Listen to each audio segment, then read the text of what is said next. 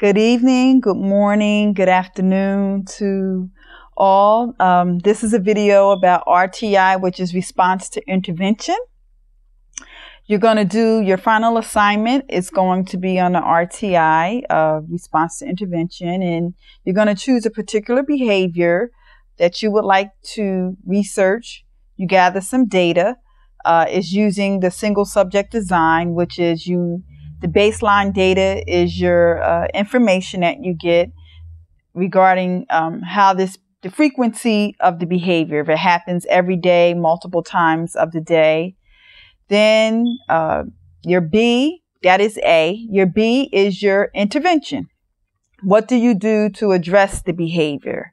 C is, again, you're measuring the effects or the outcome of the frequency of the behavior, or you can go back to A and get more baseline data to do another intervention, depending upon the effectiveness of your intervention. In the first part of the paper, you are going to do a literature review. On the outline for the RTI paper, which is under Module 9, it'll tell you about the formation of your resources, but a literature review is for you to guide and be able to answer those questions, to tell you what information is out there regarding the behavior or the social emotional behavior that you are looking to address.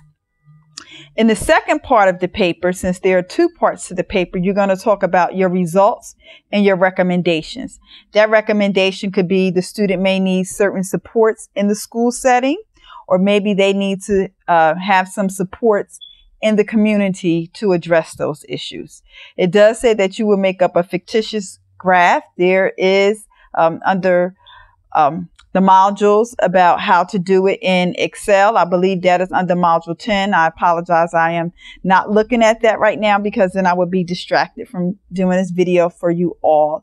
So for your final paper, which is the RTI, response to intervention, it will tell you where you're going to choose a student.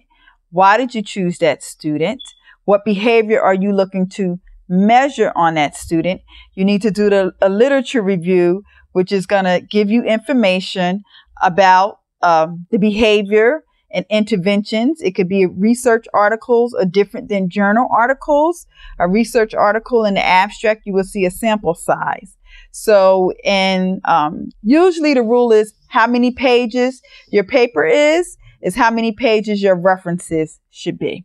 So that means if you have a 7-page paper, you should have 7 references.